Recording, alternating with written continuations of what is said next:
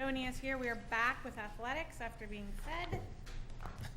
And we will hand it over to you, Mr. Manfredonia. Okay. Hang on one second. Chris just handed out some copies of reports. We are photocopying them for the back, so they will be in the back shortly. But we are going to get started in the interest of time, but they'll be back there for you all. So the board has three handouts. The first is a document you've seen before. It's an Excel spreadsheet that breaks out the cost per sport, as well as the total cost per person, per student. The numbers that you see indicated there, the number of participants, are up to date as of this current winter season, so it indicates students that participated in these sports from last spring, as well as this past fall and the current winter season. The second documents you have, this number 2 and 3, I'll call them. It's the uniform replacement cycle, which again the board has seen in the past, as well as the fee that the board contributes, as well as what parents contribute for those sports that we collect an additional fee for, being boys and girls ice hockey, skiing, squash, and sailing. Those last two documents I just referred to are on the athletics website and are accessible and are updated each year for the public to view. I'd be happy to take any questions the board has regarding this year's budget. Do you want to run through your highlights, or do you want us to go through with questions? I mean, the highlights include the uniform replacement cycle, which this year includes away jerseys, tops and bottoms for varsity football, boys and girls hockey jerseys, girls basketball home and away, boys and girls golf, squash, swimming, and gymnastics, both boys and girls swimming. The tennis, the golf, the squash, and the swimming and gymnastics are yearly occurrences in the Board of Ed budget, and that's the reason is it's just not something that stands the test of time for something to be worn year after year. Yeah, so we budget for each year boys and girls swimming, gymnastics, boys and girls tennis, squash, and boys and girls golf.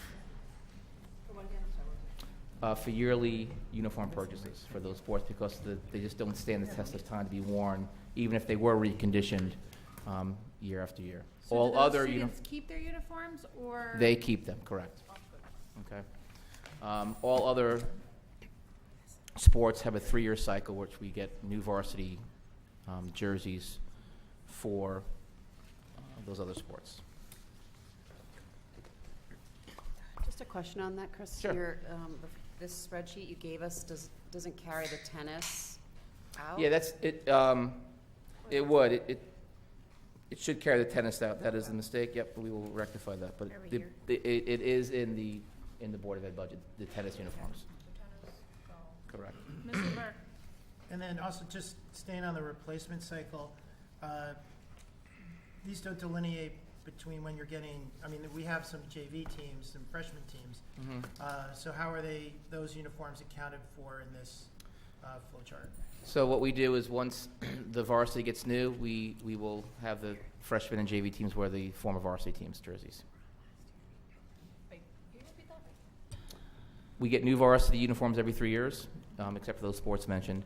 And then what we will do is we'll have the JV and freshman teams wear the old varsity uniforms, which has been the past practice. Mrs. Stein? So, Chris, I'm sorry, because we just got your sheet, but looking at this sheet from last year and the narrative, there are some discrepancies in the uniforms we're replacing. And I just want to make sure we're being consistent year over year, because if Okay. we are looking out 5 years, there seem to be discrepancies in, I mean, you take away the yearly ones, which I think it would be helpful to just put them in every year so we see that Sure. those are a yearly expense.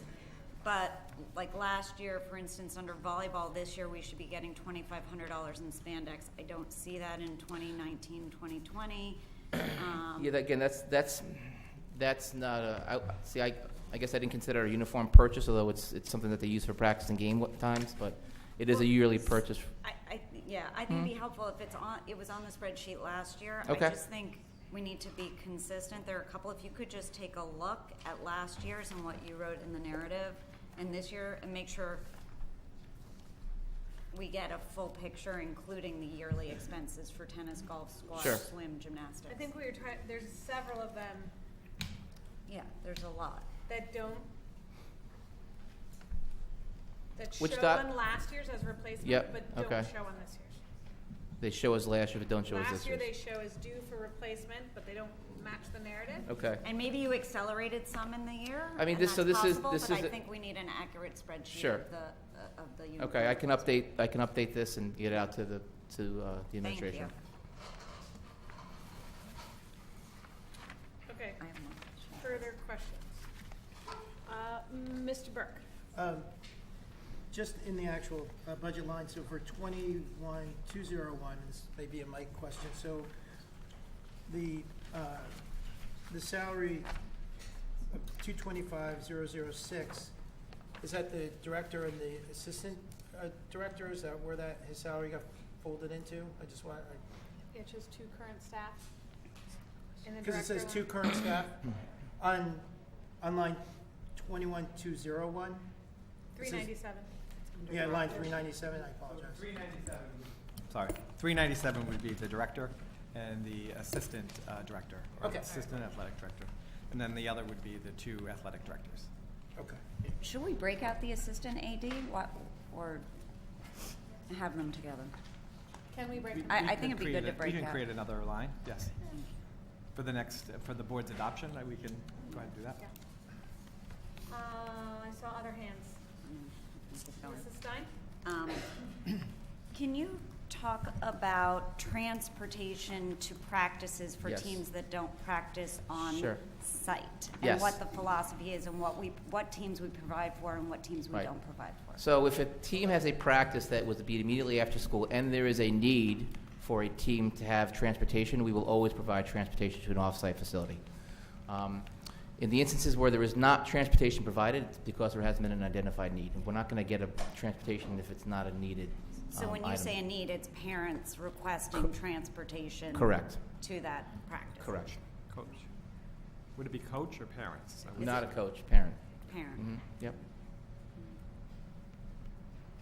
Mrs. McNamara? May I just clarify? Sure. So, just to rephrase it, the school will provide transportation to off-site practices in all cases Except when parents are providing their own transportation for their own children. So- So Can you tell us which teams Yes. Yeah, currently, how that- in this academic right, so, year, so for provide example, in the transportation? fall, swimming and diving, we provide transportation after school when needed to those events. We provide hockey when requested as well. The issue with some of these sports is timing. So, for example, we have a 2:50 ice time at Darien. If we're going to put kids in a bus and have them leave the school campus at around 2:25-ish, let's say, by the time the bus gets out of the parking lot, gets to the rink, the kids get changed, it's past 2:50, and now we're losing that ice time. And so, as a result, we have parents that have been willing to drive their own children to parents to save time, to get them there on the ice on time, to make sure they practice on time. Mrs. McNamara? I'm sorry, you maybe, I guess I have a lot of questions. Have we thought about moving the ice time by 15 minutes, or is that not? It's not, the ice time is pretty tight, yeah. Unfortunately, it's not an option, you know. The same thing with the swimming and the diving, it's just not an option to move, you know. With swimming, we have the pool at 2:45, and so, again, it's hard by the time they get on the bus, get over to the pool, it's not a lot of time. They get changed, get in the pool. Then is it fair to say that if parents request the district to supply transportation, that the district will supply Absolutely. transportation? Anytime. To off-site practices after school? Correct. Not Not immediately after school. entirely sure. No, Just that's because why you I'm- request it. I'm Well, I trying mean, to- if I can No, just, I'm trying to if still work it's a 6 o'clock practice at the gymnastic YMCA, we're not going to provide transportation for that. They're going to go home, they have time. So if it's immediately after school, and it's a school day, in other words, we're not providing transportation during the February vacation for the boys swim team to go practice at the Y. They're going to get there themselves. Okay, so it's, if the practice is on a school day, within a short window right after school? Correct, and just to clarify, the transportation occurs from the high school, right? We're transferring, okay, buses aren't going to go to homes to pick up kids, so. So how do we budget then, take 2 teams, I'm gonna make it a sport we don't have, so it's nondescript, cricket. girls and boys. Yeah. And the boys request transportation. Yep. And the girls don't, but then all of a sudden the girls do. How do Yeah. we budget and account for that if all of a sudden they So we- request mid-season?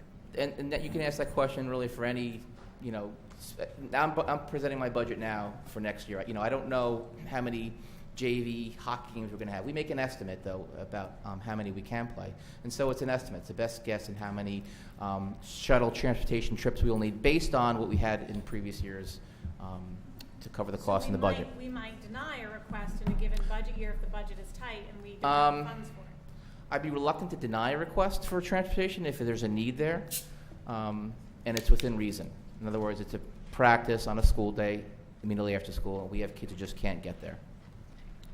Unless we don't have the money. So I guess what I'm Yeah, trying to I get see away if from is a you're saying, blanket it's, statement of yeah, I mean, if it's so requested, we'll the provide. shuttle trips are not big expenses.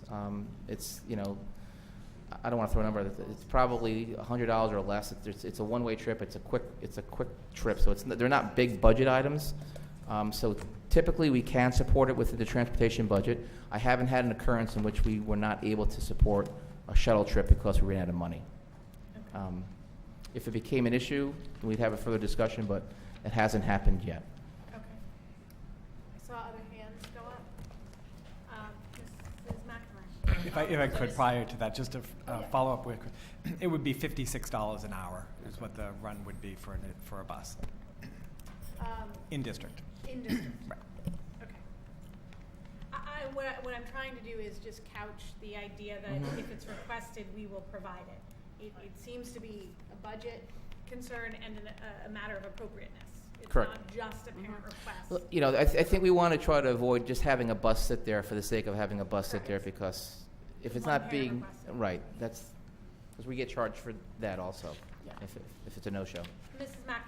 Still on the same topic, is that something that the coach works with the parents and the team at the start of the season, or? you Correct. know, Okay, so Mhm. that everyone has Absolutely. an understanding before this Absolutely, yes. season starts, okay.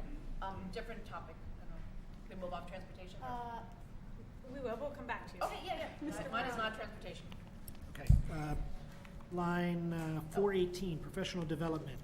I see this year we're anticipated to spend $4,000 and we're only budgeting for $2,000 for next year. Why the discrepancy? So that, we're talking about line 2503? Yes, so Correct. that is used for, the state requires that coaches are CPR first aid trained every 2 years, so that account will be used to train our coaches in that before each season when needed. We also do have some money set aside if a coach wants to attend a coaching clinic, and it's appropriate, we will support them if there's a request from them as well. So for the CPR, we'll expect to see this flux up and down every 2 years because of the CPR training, or do we? I mean, it's do pretty, we it's have usually people pretty. go every other year It's and pretty split it? consistent, you know, we will typically, certify 30 or so coaches per season, in CPR first aid. You know, at the sub-RC level, if there's a turnover in coach, they have to get certified, so, it should remain pretty consistent.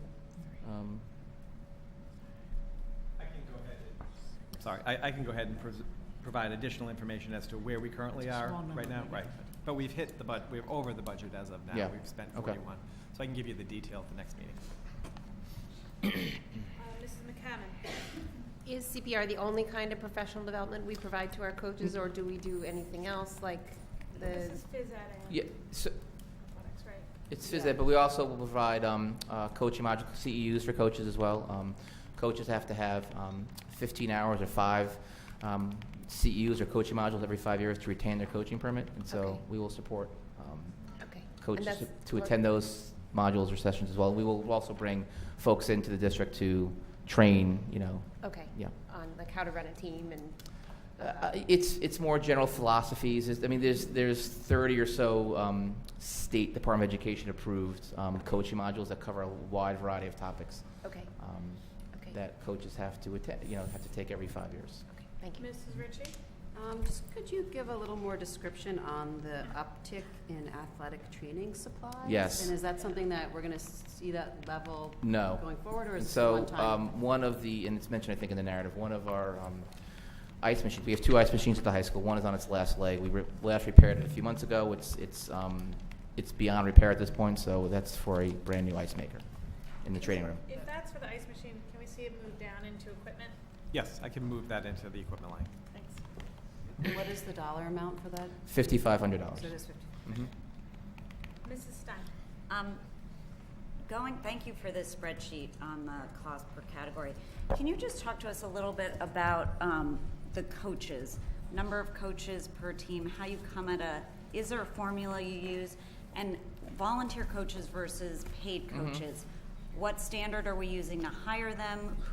Explain the difference. So I'll answer the second question first. So a volunteer coach is treated the same as a paid coach. They have to go through the same background checks. They have to still obtain the same certifications that paid coaches have. That's a State Department of Education regulation that is, and a Darien Public Schools district that we have coaches, volunteer or paid, go through the same. So they're just choosing not to take a salary? Correct. We've filled our. So they're basically like a paid coach? Correct. In the terms of the athletic department, other than not getting paid, it's are treated all the same in terms of paid and volunteer. They still have to go through the coaching modules to retain their permit. They go through background checks. I'm sorry, the first question was? The first question, talk a little bit about how you arrive at the number Yeah. of coaches per team, and is it formula driven? Is it a certain number of students I mean, in a specific sport? How do you come up with these numbers? And I did some research and compared some of these sports to what our Durg schools are doing. There's not a set formula. However, I will say each sport is handled differently. There are some sports that are non-contact sports. There are some sports that are contact sports, and there's some sports that are collision sports. And so I think that's certainly one area that we look at when we determine the ratio of coaches to students. I think obviously the number of participants, is a driver in that, and I think that the care of the equipment for certain sports is certainly different. Some sports are off-site, some sports are on-site. So I think there's lots of different factors. I just named a few there that go into determining what the ratio is, or how many coaches we assign for a specific sport. Mrs. McNamara? I'll stay on the same topic. Do you look at what our DERG or our peers, I'm trying to think of one for an example here. Or do you just take the feedback from your existing coaches? How do you work that? We look at. I did an exercise this fall. We did look at the DERG and what they have in terms of comparisons of coaches. It's really mostly for most of the team sports you see here. We're pretty consistent with towns like Greenwich and New Canaan and Wilton. There are certain sports that we have more coaches than they do, and then there are certain sports where they have more coaches assigned than we do. So I can share with the board that document if you'd like. But Can you, within those buckets you described, so some are contact, some are non-contact, some are individual sports, within those buckets, do you have a recommended philosophy? So within contact sports, I believe there should be 1 to 2, Yeah, I think in my mind, my bucket, I would say, I think at the varsity level, I think it's important to have 2 coaches. I think there's more skill-specific training and teaching that goes on at those levels. I think there is in some sports at less of a need as a varsity level, but I think at the varsity level, my personal philosophy is to have at least a head and an assistant coach, and I think we subscribe to that here in this district. Okay. All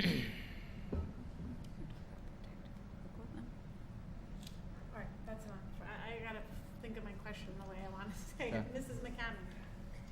Would you mind going over in more specific detail, the interscholastic line, that 24,000, again, is that a one-off, is that Sorry, which line are you on? The officials? No. I'm on the account 10, 2001, Yeah, that's- whether so- that's No, she's on line or- 2001. Equipment rentals Is and that line repair. 422? Yes. Yeah, so that account includes some of the things we discussed, the uniforms. So that will vary from year to year depending on who's on the cycle. And there are some uniforms that are just more expensive than others, and we have to order more of a certain sport than others. So I think that's where you see that number fluctuating a bit from year to year.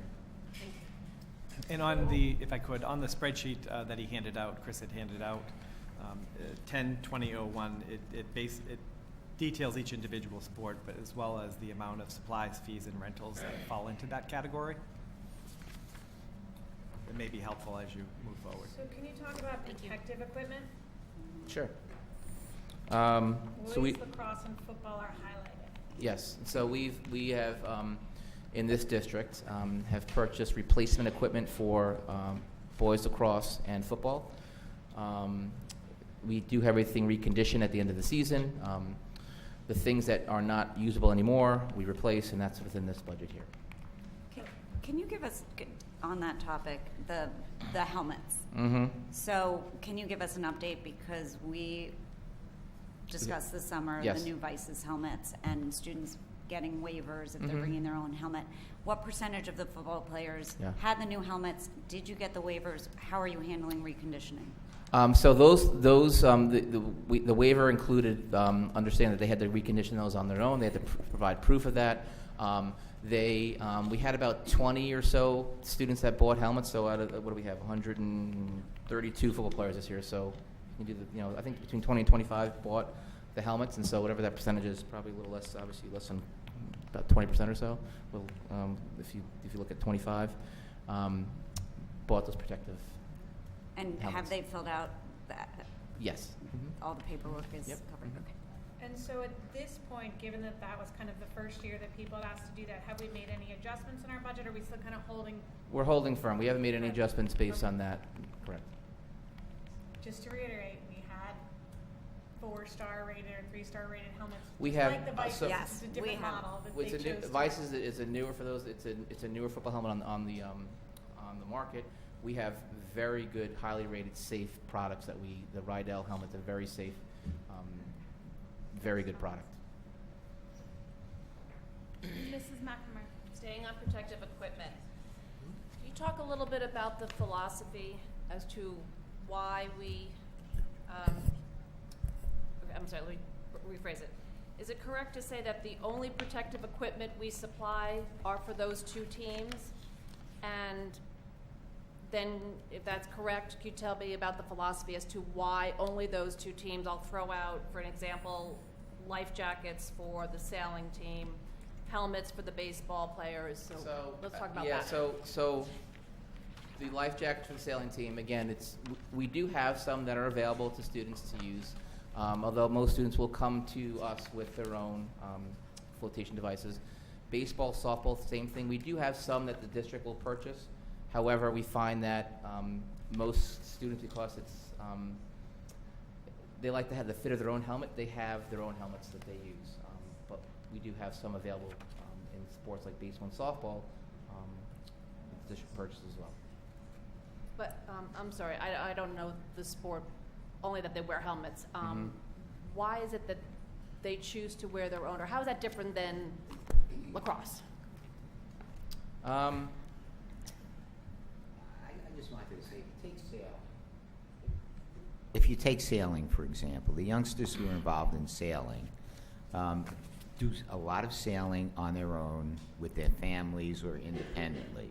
So therefore, they would come with their own life jackets. The same with baseball. A lot of the kids, if not all of the kids who play play baseball, either as freshmen or right up through seniors, play in an independent league at some point, and therefore they bring their own equipment. One of them is a helmet. Starting in elementary school, everybody's concerned about sharing helmets because of lice, and it just keeps on going as they grow older. They like to have their own personal helmet.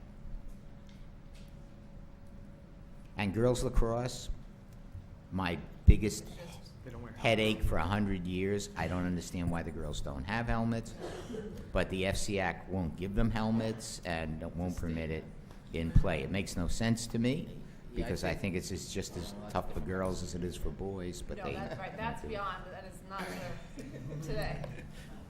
Okay. I'm just, on that point, is it safe to say that if someone came to you and said, Yes. I need equipment, we would be able to provide them? Absolutely, and the that's equipment? happened, but that has happened in the past, and we've provided equipment for any protective equipment. Is that need-based or just request-based? Request based. Can we look at account 10200 for the interscholastic officials? Mm-hmm. I know it says that they're negotiated by the officials organizations, but it's an 8% increase Right. Yeah. roughly. Yep. Is that, We put in there officials for freshman girls basketball, assuming we have a team again next year. That was about $2,600. There's always about a 4% increase year to year for that account as well. And now we did put in there officials for if we do host cross country meets next year. So we're prepared to host those as for well. the track we don't have yet? It's good planning. Yeah, that's smart, though. I'm just not presupposing any board decisions yet. Mrs. Ritchie? I wanted to go back to volunteer coaches, just to touch upon that. Are they coaches that we need? You feel we need those coaches? Is it a combination of we need those coaches and we have people that are willing to think- step up and volunteer? I think it's a combination. I think if there's a need, they bring a certain area of expertise to our programs, and we feel it'll be valuable to have them working with our kids, and then we're happy to have them, as long as they live. Yeah. Sorry, go ahead. Just relative to that, I think over the last bunch of years, there was conversations as to how those folks are chosen or how many of them, and there was a conversation about parents being involved and parents not being involved. No, so to clarify, there is no parent volunteers permitted at all. So, is it on this or something different? 'Cause I wanna- Different. I just want to finish. Who decides someone should be a volunteer coach? So the actually, coach, I'm asking that wrong. so they'll have to come to the athletic office. The coach will bring a person to me. I meet with them. If they seem like they're in it for good intentions, they have a specific area of expertise that I think would benefit our teams and our kids, then we start the process of getting them a coaching permit. We start them through going through background checks with with HR. So I am sorry. My apologies because I asked the question a little bit wrong. Who determines who's on our sidelines during a game? The administration, in conjunction with the coaches. So is there anyone other than coaches, paid or volunteered, Well- on our sidelines during a game? We might have press, we might have officials. I'm not Yeah, I asking mean, that. the answer is no, they shouldn't. So I'm not saying that there aren't people there that aren't fans of the sport that are on the sidelines, but technically, on our sidelines, we should have just paid coaches or volunteer coaches. People have gone through the vetting process. So we do our best to ensure. Correct. We do our best to ensure, but some sidelines And we would are. remind our coaches that Some that's our- sidelines are, yes, we do our best to make sure that the people who are interacting directly with our kids during a game are fully vetted. Okay. Mr. Marty? Yeah, I think this is more a Mr. Feeney question than to you, Mr. Manfredonia, but what is the almost $9,000 in the student activity fund on line 425? Year-to-date received. That's really, it's a, I guess you could say it's a pass-through account, and at the end of the year, the account is swept. So we'll do some things, processing through purchase orders, through the financial management system, and then it gets reimbursed through the student activity account, so it's kind of. So that's not actually taxable dollars? Correct, no. It doesn't hit our budget, it's a pass-through directly from parents to their teams. Correct? Correct, yes. We use it as somewhat of a sweep account, I guess one could say. More accurately, the teams use it, and we don't use it. Other questions, Mrs. McNamara? Moving now toward those sports that are not housed on the DHS campus. Two questions. One, are we in any way paying for pool or swim or diving? Yes, we are. Could you elaborate? We pay for the divers to use, boys and girls, to use the Canaan Y for practices and meets. We also pay for the girls' swim team to use the Greenwich Boys and Girls Club on Sunday morning for training. Okay. Can you then elaborate as to why, or give us a reason why we are paying for those off-site Right. I understand that we have a relationship, you didn't mention the Darien, do we not use it, or because that's part of the custodial, that's because of the facility arrangement? So we do use Dairy YMCA for boys and girls swim practices and meets. However, we don't, we don't charge a fee there. Okay, because of that. There's reciprocity with the district with the use of our gyms. Okay, so it's been- we'll take that one off because that's a separate Right. arrangement. I'm still struggling to understand why, and I'd like to know how much we are paying then for the New Canaan Y and the Greenwich Y. Yep. When it seems the philosophy, as I understand it, we discussed over the summer that parents are going to contribute if we're off-site, i.e. hockey, skiing, squash, and sailing. So New Canaan Y, the divers train there. For the divers to train at the Darien Y would mean the reduction of 2 lanes for the swim team to. And I'll just add to that, the Darien Y is no longer safe for Right, diving, so that's they true, are not right. permitted to dive Right. there. So it's a new phenomenon. We can't dive there. Thank you. So. There's no diving board. So years ago, Make it hard. the divers did train at the Darien Y when it was permitted, but it meant a reduction in the number of lanes for the swimmers. And so the decision was made to train and compete, to train at the New Canaan Y. But as Ms. Ritchie pointed out, this fall it was determined by the Y board that it's just not safe for diving anymore. And so therefore, we're forced now to practice and to compete for our homies anyway at the New Canaan YMCA. Okay, I'm sorry, I understand the rationale for moving, I'm still not clear on the rationale as to why we are paying that fee and not the parents, or a shared agreement. I guess ultimately, the board could decide to charge divers. I personally don't think it's fair. I don't know if it gets into equity or Title IX issue, but It could Yeah. very well do with the amount of people that are diving compared to what the cost is that we're Mhm. currently renting for. So if you have 2 divers and you have a $1,000 bill, then I'm not necessarily Right. sure Yeah, how it's more than equitable that. that actually is, right? Oh, But yes. that's So, just a. I'm sorry, what is the fee of the New Canaan Y? Or you get. yeah, I'd have to look. I do have it. I can tell you that. It's about $5,000, give or take a few $100, per season. And the Greenwich? Greenwich is a little bit less than that, about $4,500 for the use on Sundays. And is there a, I think we have limited pool time. The girls get their they have to be out. I think at 4:15 each day. So it's just an added day for them to train. Prepare. may I stay on that same? Different line of questioning. Yes, then go ahead. Okay, I guess I'm still struggling with the rationale, Mhm. but, okay, moving then to those established sports for which we have a parent board split. Can you talk about the philosophy behind how that percentage breaks down? Has it just been this way since the sport was Yeah. created and we never changed that dollar amount? Is it a percentage amount, recognizing that costs of all of these sports continue to rise? Right. I think it's really just this has been what the past precedent has been.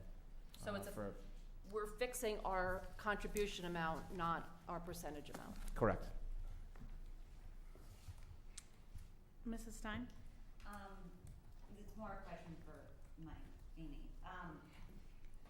Now that we're using school cash online, are we gonna see more of the sports do their team fees through school cash? For instance, hockey, the supplement was paid through school cash, but in other sports, I know people are still writing checks. Sorry.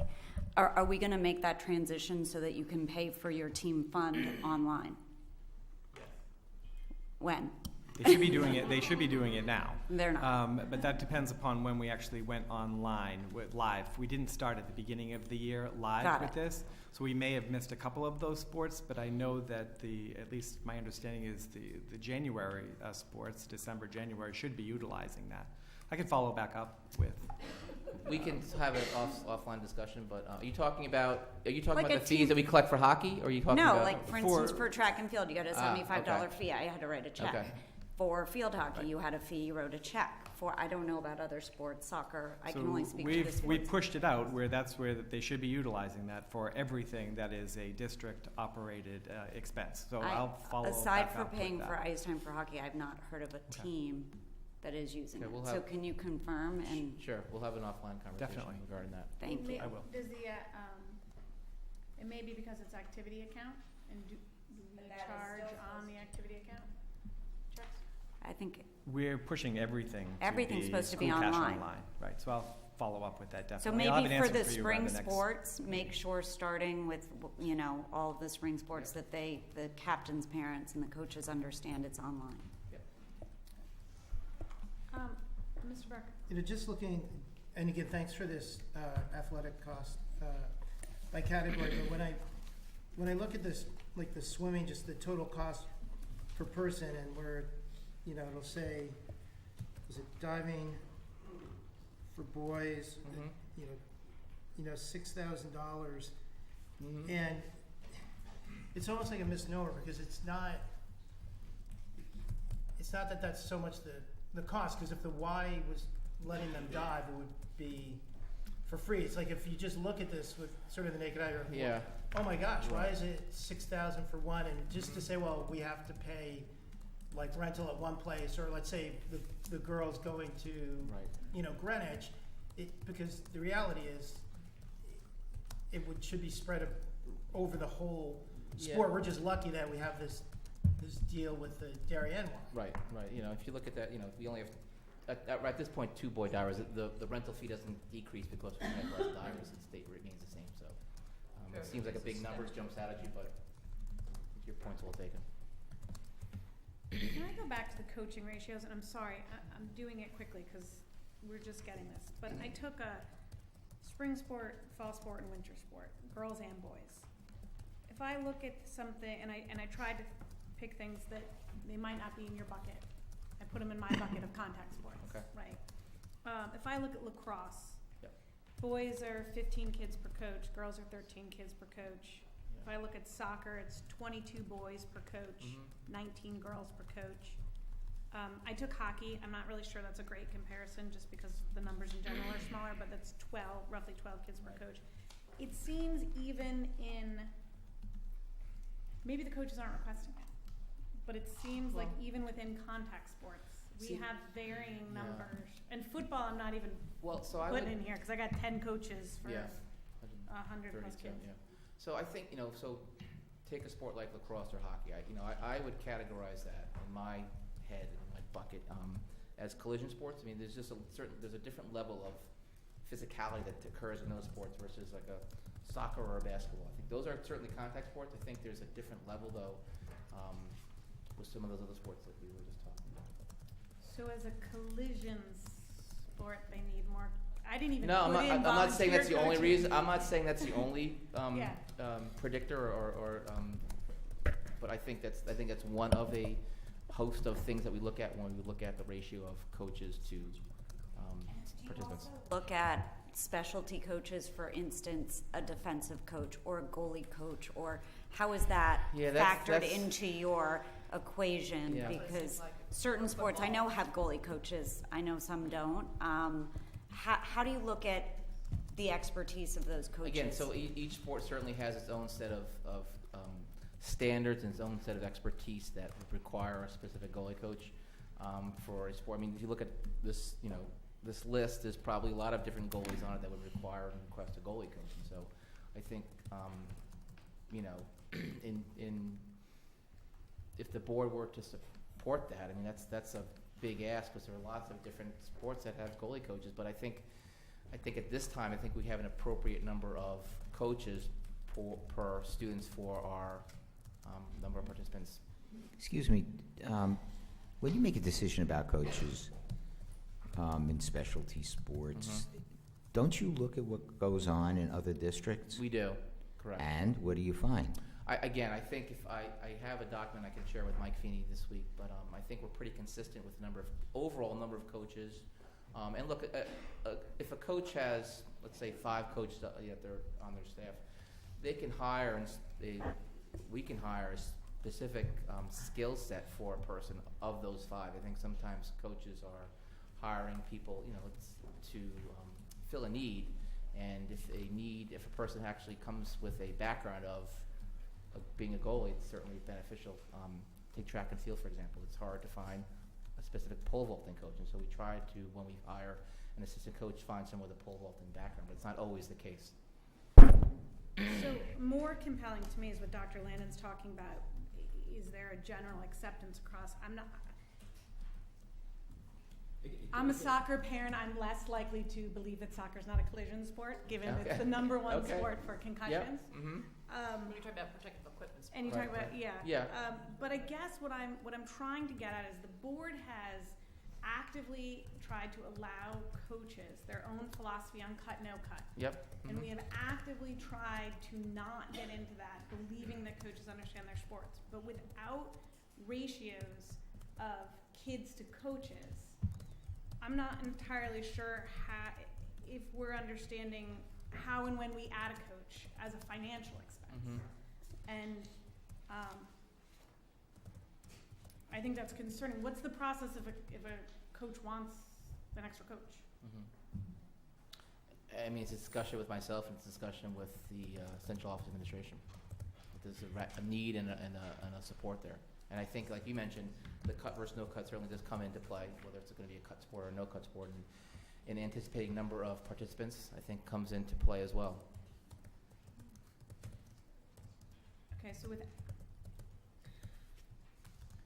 But I guess, do you align that with some type of best practice?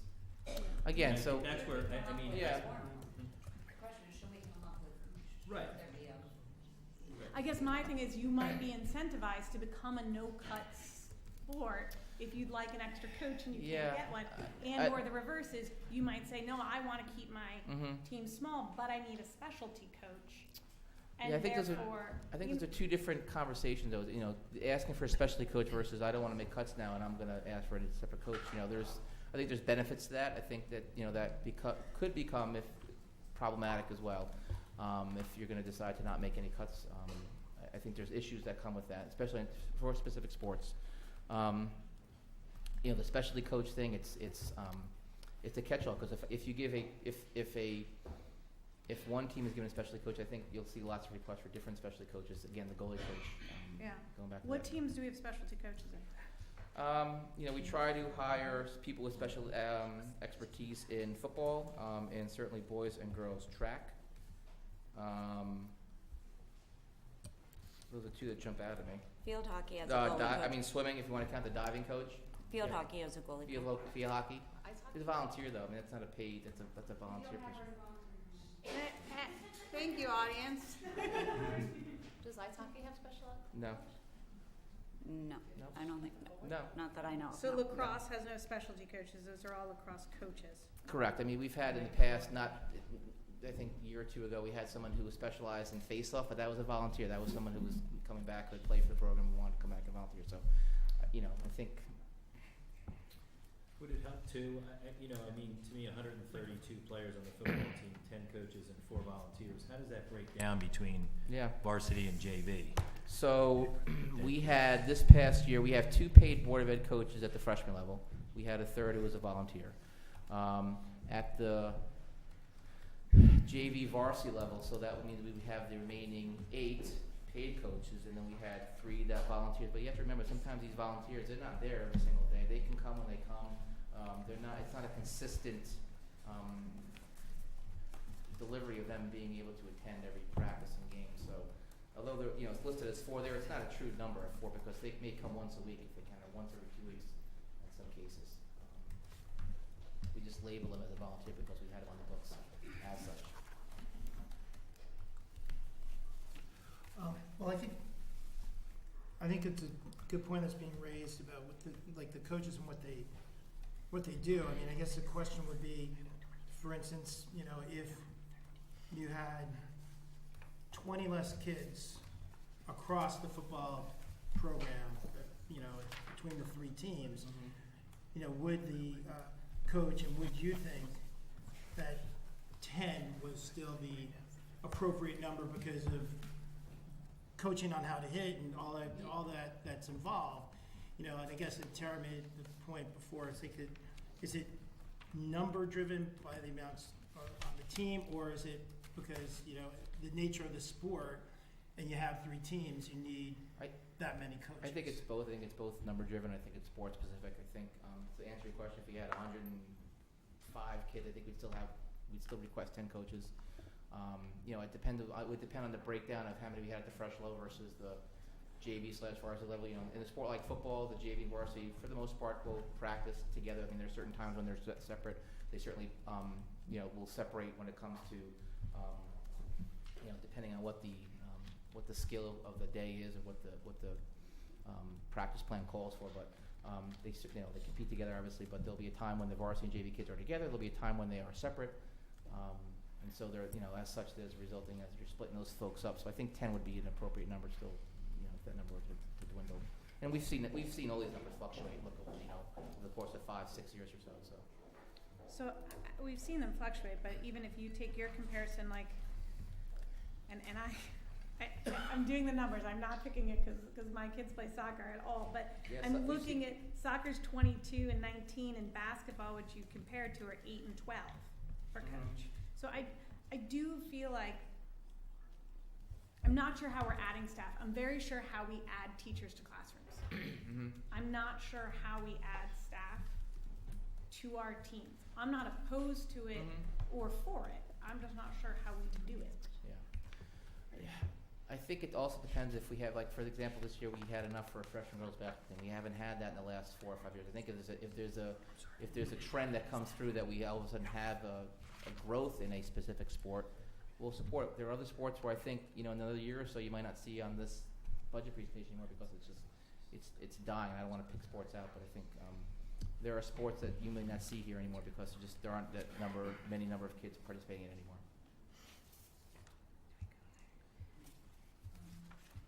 So I guess building Can we on talk that. about diving then? Yeah. Well, All right, sorry. Go. Well, maybe Deb. Deb wants to do I have it. unique knowledge on that because if you don't have a diver as part of your team, then you can't win states. Sure. So with any of these even if sports, there's one diver, you know. with any of these sports, if there's not enough interest, we don't run the sport, and we don't hire a coach for that sport. Or if we did hire a coach, we tell them. So I guess when you're looking at that, what comes into play in making that decision? Because there are a couple sports here with very low participation rate. Yeah, so I think, well, a case like diving, we have 2 boy divers right now. I think in that case, if we have interest, we run the team.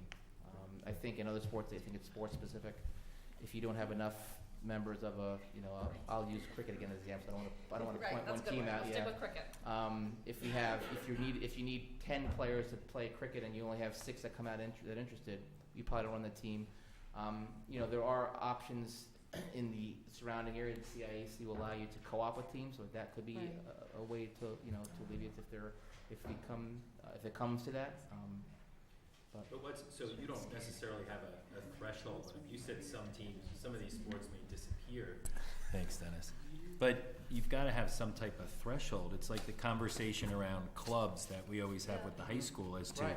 how does a club get started, how does it get sponsored, it's given a time frame, it's given a number of people. I Right. mean, how do you get down to 2 people in cricket and decide whether you need a team or not? Yeah, I mean, again, I there's think got to be some threshold There is. there. I think it depends on that sport. I think if a sport like football, where you need a lot of kids to participate, versus a sport like diving, you don't need that many. I think it's sport specific. I don't know How if about it's wrestling? We've got Yeah, that's what I 10 was gonna kids look and at. 2 coaches. wrestling, right? 3 coaches. Again, varsity sport. So I would say it's important you have a head and an assistant. That Okay. would be the rationale for having the 2 coaches there. Can I ask a question? Swimming and diving, Mhm. 1 team or 2? They're listed as 2, and I Well- thought they were 1. Well, it's Are- not that they're one because you can you- need one for. And Well, if you they- need so- a diver, exactly, Right. so Like you need can one. somebody answer the question? It's the elephant in the room, sorry. So from a budget perspective, No. Are they one No. team or 2 teams? No, because you've got specialty coaches, like, it's, So diving is, so the only time they will be together is during competitions, okay? They train separately. At this point, they will compete separately unless they are at an away meet. And so they essentially operate as 2 separate and distinct teams. This is why we broke it out here for the budget, to show that we hire a specific coach for the divers. They have their own facility to train and compete in.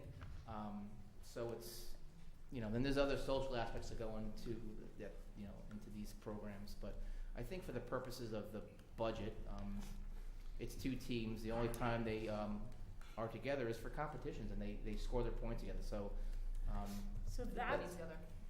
Mr. Maroney.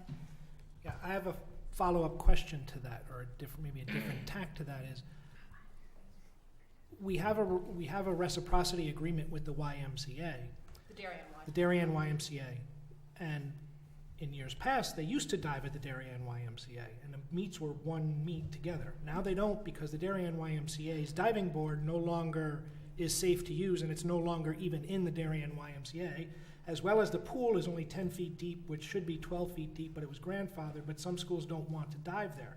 So, and I'm not sure this is a question for you or the administration, but by what means do we have with our vendor, the Darien YMCA, to make sure that their venue is up to date with safety codes for our athletes to participate there? And or do we negotiate more swim time if we're not getting dive time? Right. Mr. Brown? And just to follow up, I'm guessing it's a 0 because that's the sharing agreement we have at the YMCA for the boys team. boys swimming and girls swimming should be 0. There's no fee. The YMCA does not charge us to use their facility in their house for boys swimming, girls swimming, nor gymnastics. And do we I capture the think- value of our facilities that are let out to the YMCA? Yeah. I don't know the number to Yeah, that. that's what we need. We, so, Penny, you wanna explain it? We do, we attempt to. The longstanding agreement, this is a significant change, that no longer diving can take place there.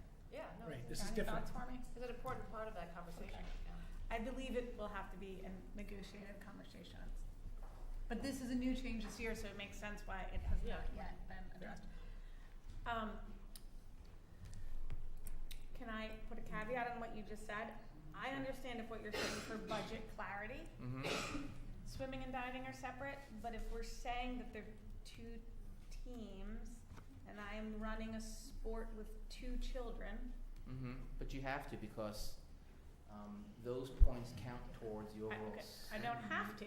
I wanna You win don't- championships, I have to. In order to No, win. and That you is won't, a different you won't win budgetary swim question. meets. In order to You, win. look, you don't have to do anything. You're the Board of Education, but in order to give, No, for the I have to swim do team. something. I think to be fair to the team, I think you should. My recommendation would be that you have, if it's just 1 or 2 divers. So that you then have my it. understanding is that they are one team. If they are dependent upon each other, then they are one team. Yes. Elsewise, it begs the question from the Board of Education why they are running a varsity sport with 2 participants. Whether that, because winning championships is not a financial or budgetary goal. Right. So they're one team. For budget clarity, they may be broken out as 2. Right, they practice separately because they have to, and they operate separately because they have separate coaches, but they come together for their competitions. That's So fine. they are functioning separately in some respects, but they compete together. So those, For FCAC, they are one team. for every meet, the scores are together, cumulative, including the And diving. states as well, for that And matter. states, and Yeah. it's all The state means are. together, so. They they're score their points It's together. a unique situation, but for the scoring and when you get to the meets, they are together. They score together. You know, the diving portion could have taken place a day or 2 ahead of time, and then they'll combine those points with the swimming event that took place on Friday. You know, I guess the analogy would be like the field part of track and field. They don't run on the track. They don't participate in the same things, but their points still count as part of the track and field group. So Right. that's why when this says track and field as one team, I think that's what Katie and I are trying to get. But it should be boys swimming and diving as one team. Yes. Because they're one team. They're one team. Right, hurdles, But- They're discus. one team Yep, that's a good analogy. with some specialty coaches. Does that Are affect there- the stipends? Is that what you're saying? Is that the Well, budget no, what I'm implication? trying to understand from the budgetary of how we run programs. I think it begs the question, anyone looking at our budget code says, why are you running varsity program with 2 kids? Well, because it's really one team. Track and field is one team. Right. Swimming and diving, boys swimming and diving is one team. And then Girls we- swimming and diving is one team. So if we define it, it would change the stipends? No, it's perfectly fine. We were questioning why it's broken out the way it is. But the stipends don't change, anything changes. So no For budget change? budget clarity, it may need to be this way so that we understand who's using what facilities, and that's fair. But I think the question was why here for the first time is it being referred to as 2 separate teams? It was last Yeah, I think it was Russ. It was last year. They were presented separately. Well. Mr. Maroney? Now, I have a question that I don't quite know where it is and why it's not here, but in the revenue line, why don't I see ticket sales? Right, That goes into a student activity account. So that's the 8,000 student activity number? or- No, so the 8,000 student activity number, we'll basically, we'll sweep that on a monthly basis. So we put all of our expenditures through our financial system, which is called Munis, and that's why it's actually picking it up here. As opposed to on some of them, just writing checks out of a checkbook. So that account on a monthly basis is swept, that brings it down to zero. Okay. The student activity money is a little bit different, where all of our revenue from our sports do go into one account in student activity for the revenue. That shows us how much revenue is brought in for each sport. And where is that in this? It is not. Student activity funds are not part of the general fund. They're separate and distinct accounts. It's nothing to do with any of the taxpayer money that actually operates any of these sports. It's the one account that boards of ed are allowed to keep. Okay. And as I go on, And it's they're used for also students. I heard the Snickers these in are the also back. audited accounts. Yes. The auditors come in, they look at the accounts, they look at our expenditures, they look at the revenues, they look at the past dues, and everything is looked at as well. And can I follow up to that as well? So we get ticket sales for games we host. What about playoff games? Do we get a revenue of that, or is that No. all for the state? Those are all goes all to CIAC. And what about the Turkey Bowl, where it's Yeah. done at Stanford? Is that do we split that with New Canaan? Do No. we get every other year? Every other year, New Canaan handled it as if it was at New Canaan High School's year. We Okay. just showed up. And this year, we didn't get any money. Nope. And then what do we do with that money? The money will offset security that actually goes back into the game. So Yeah. the police, well, for the football game, and Chris, Mhm. feel free to chime in. Yeah, At the football sure. game, we have security. We have police officers that actually Parking. come, and we also pay parking. We have monitors as well. We offset those expenses through that. Does it get earmarked, or is it just a general? It's not earmarked, no. I'm sorry, I was gonna follow up. What about ticket sales for off-site events?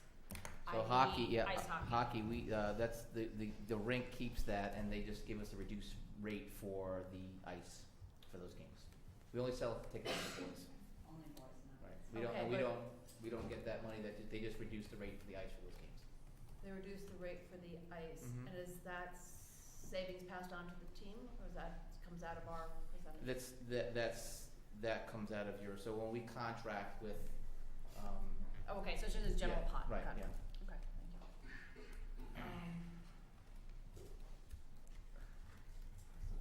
Krista? I'm sorry, kind of going back to the question we were looking at, participation, and I was looking at it from a different angle, and when you get into your final column of total cost per person, of course, I mean, personally, I would support, if a child wants to participate in a sport and that's meaningful for their experience at Darien High School, I totally support it.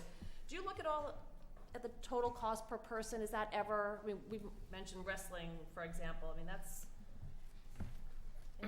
gets to be, per person, it's more expensive. Yeah, so the CIAC Well, how do you do that? has a minimum number required to run a team. Okay. It varies by sport. We haven't gotten into a situation where we would have to co-opt for a sport, but that could be the case for some of the sports you see here, that the numbers seem to be declining, the trend. Well, I guess I'm trying to get my head around the fact that, for example, we pay 100% of wrestling at $2,600 per person. Mm-hmm. But then we don't pay full rate for other sports that are actually less per person. Right. They're bigger teams, so it's not completely applicable. But what is our philosophy on that? That's what I'm trying to get at. I think wrestling doesn't have a rental tied into it, so I think the philosophy has been if there's a rental associated with the sport, for the most part, the board will pick up part of the cost with the parents of those families subsidizing and pick up the difference. Personally, I would rather look at a cost per person and see, we will support this sport. I would like to see that. Or in absence of that, I would seriously hope the administration looks at the cost that you're contributing to some of these sports and at least look at a percentage basis to say, we are gonna pay X amount of dollars for an off-site sport and we haven't Yeah. changed it in 10 years. I think we're really doing a disservice to our parents. So Krista, some sports may intrinsically cost more just to run.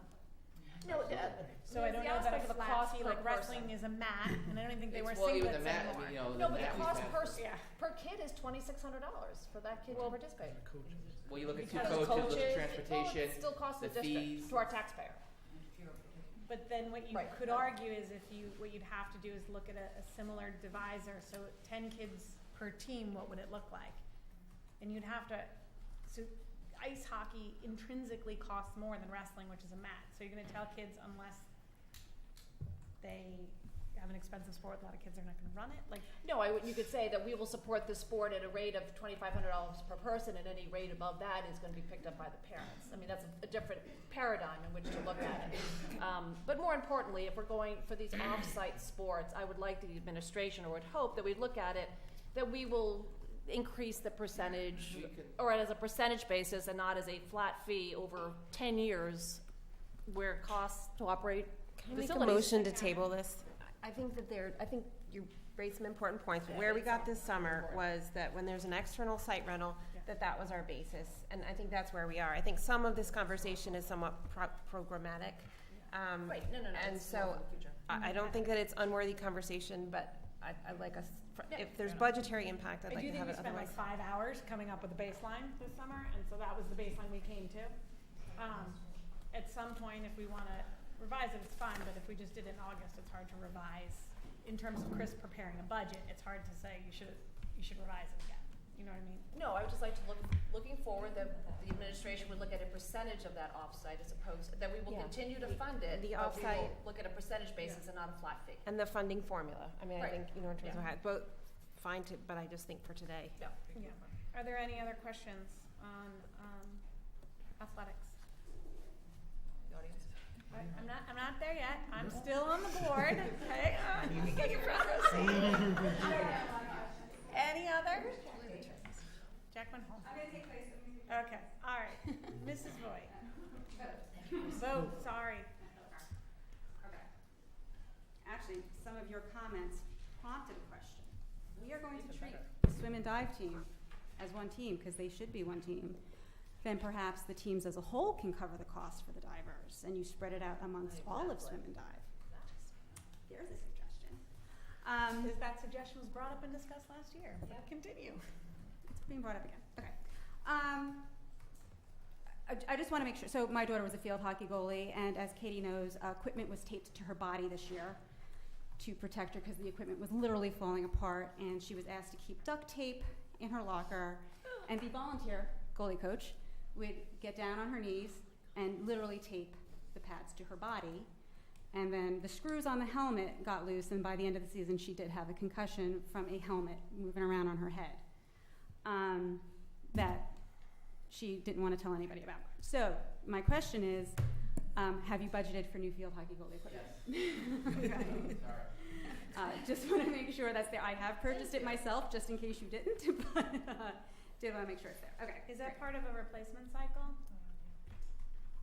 That's part of needing new field hockey goalies. And I'm going to assume you're buying 2 sets? It's easy to laugh at, but it really should get to that point. Well, I mean, that's my question. In this town, it should not get to that point. I would be. It's actually disgusting what she's saying. We have one in the budget for everyone. So is that something, I guess the broader question there is, in terms of protective equipment, what we see here is football and lacrosse was a wide look across all sports looked at, which would be inclusive of field hockey, and protective equipment for our students is in this budget. Correct. It is in this budget. Where is equipment? That What did we line, just call it, protective equipment? 2201. Talks about this one. That's a big. Thank you. Okay. Okay, just, if you could come back to us in another time, could you just summarize for us, in, I guess maybe in the past or whatever, gifts from the Booster Club that have perhaps offset costs in athletics? And then have we ever considered asking the Darien Athletic Fund to help offset costs for families, like the hockey family, like to help pay for ice time, or, so that it's not all coming out of the parents' pockets? So So just, we don't ask from outside organizations, they offer gifts, but we don't go out and ask. okay. We kind of get their wish. I know, do you give them a wish list? No, Okay, all right, those were the, I mean, Chris may, but we I don't. thought Chris gives a wish. okay. Oh, and then another quick question, why do the boys and the girls dive in different facilities? Why don't they both either dive at the New Canaan Y or the Greenwich? They do. Oh, they do? They dive in the Canaan one. They both dive, okay. Okay. Sorry.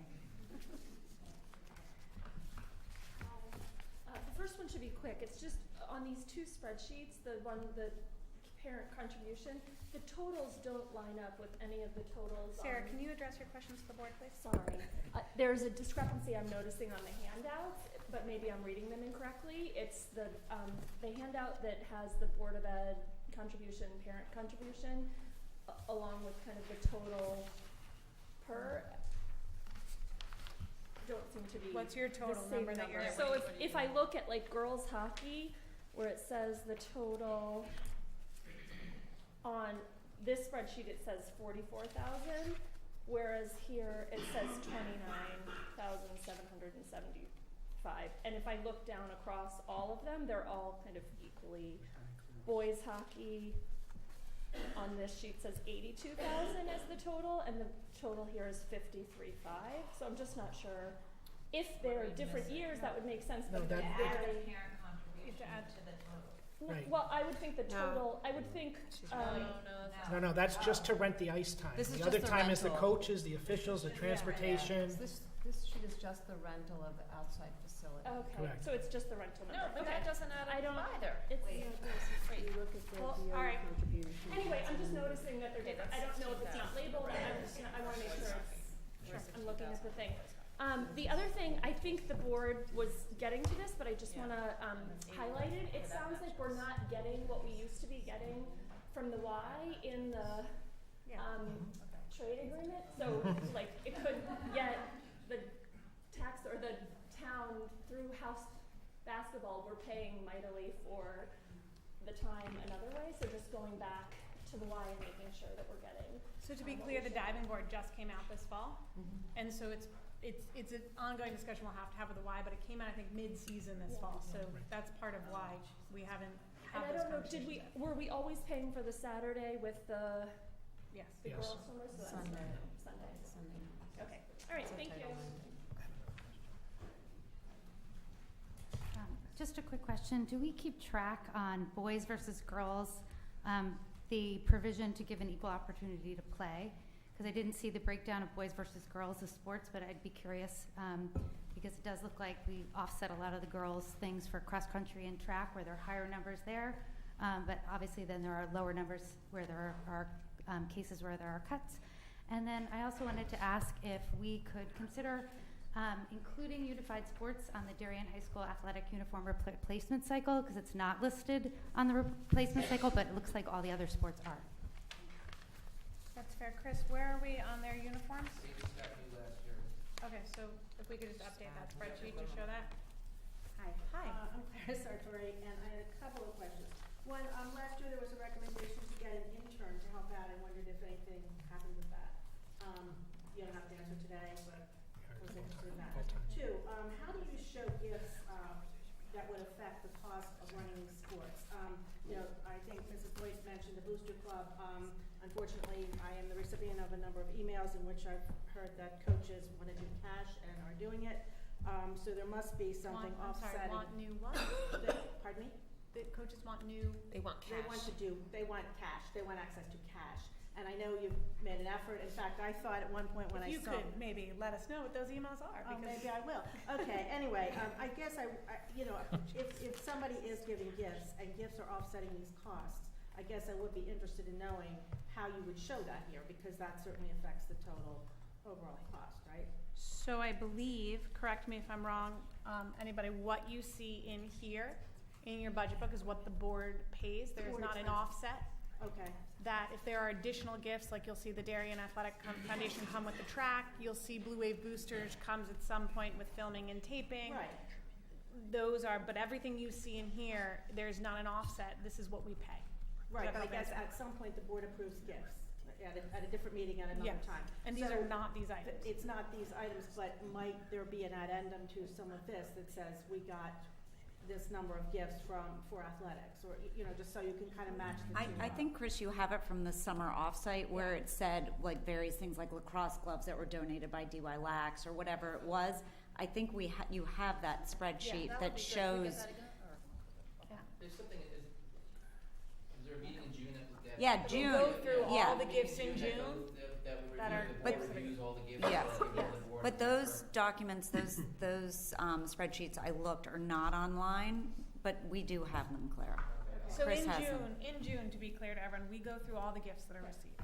So that comes out in June, after we've done a full year of giving. But what we did at the offsite, if we could get those documents up online, because they're not, then you can see, Chris breaks it out in sports per sport. And so you'll get that full accounting if you'd like. Because I know a number of us went to the deep dive meeting, and I don't know, maybe that pool wasn't big enough either.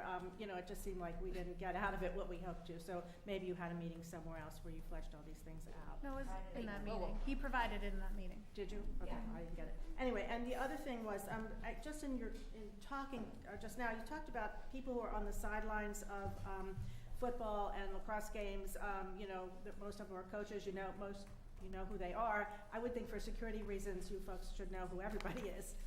Who's on the sidelines, they should have some identifying tags or something like that. I would hope that people wouldn't be there that you don't know who they are. No, I think that was our question to Chris. I think what the hesitation was that, like, on any given game, sometimes you guarantee that some parent doesn't walk down there and the coach has to ask them to leave. But yes, that's what was my question to Chris. Do we know who's on our Is sidelines? it secure? Yeah. Okay, and that's all I had for now. Thank you. Thank you. Yeah, go ahead. I'm sorry, No, Dennis. wait, when you're done. Oh. I'll be really quick, 'cause I know you guys have to get on. This spreadsheet was fabulous. Is this the first time that you guys have gotten this breakout? This is No. great. I didn't see it last year. I have one quick comment. I think I was taking a look at how this all was paired out in sports from a taxpayer advantage. My name's Liz It's okay, we don't Riva. need I don't know we if this is like it. recorded. In our meetings, you have to say Yeah, your this name is for the not record. official public comment. It's just questions. Excellent. Oh, it's not really a question. But my point was, I think that looking back at this, I did some really quick chicken scratches, that we spend over a third of our money on 6 sports, and the top 3 is boys football, boys ice hockey, and boys lacrosse. There's only 130, there's the biggest sport of football of 132 students. There's only 38 students that play boys field or ice hockey, but we're spending $82,000 of taxpayer money on it. I know it's intrinsically very expensive to have ice and all that. My point is, I think we need to sort of use this great spreadsheet and take a look at how we're spending taxpayers' dollars with an eye to fairness, of spreading it out amongst a variety of sports based on what we're spending per sport. And I think that, was it Mrs. McNamara, your point of saying that when we're spending too much money concentrated on certain sports that are only getting 38 students playing for them, maybe we need to look at another way. Maybe parents are contributing more, but you don't want to leave out students that maybe can't afford, so maybe a scholarship fund being associated with the tax-paying money. So, Liz. Well, I'll speak as an ice hockey parent of girls and boys. Parents are already paying $1,000 for boys and $850 for girls, and I know anecdotally a lot of parents on the team, it's a lot of money. It is. Yeah. So I that think 82,000 doesn't take into account the offset that they are parents paying a pay. huge, I No, understand your point. And on all the things, and as they were speaking about swimming and diving, it looked on this spreadsheet, only 2 students were diving, and the boys diving, and they were spending, $5,500 in rentals for 2 students annually. I would take a look at this, and I would ask the Board of Ed to sort of take that 30,000-foot view of sports and how we're spending this $1.3 million, which in a town like ours, obviously we want all our students and our tax dollars towards education to go towards education and building up their intelligence, but also I think second is building up sports. We love sports. But I think that looking at this, I was struck with quite the disparity in how much money is going where, and looking at, like you were saying with coaches, number of students that were benefiting from all this money. So that was my point. Mrs. McCann. Thank you. I appreciate the point of view of taking a look at different sports and thinking about expense. The other thing I would offer as a bit of a counterpoint is that just as it doesn't take the same amount of money to educate our students, some sports do cost more than others, and that they're just, that is sort of inherent in who it is. I do agree that we need to be careful and think about making sure that we do have an equitable experience. We talked this summer about making sure that everyone has the opportunity.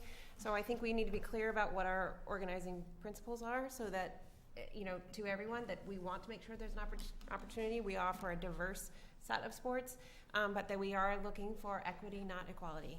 Yes.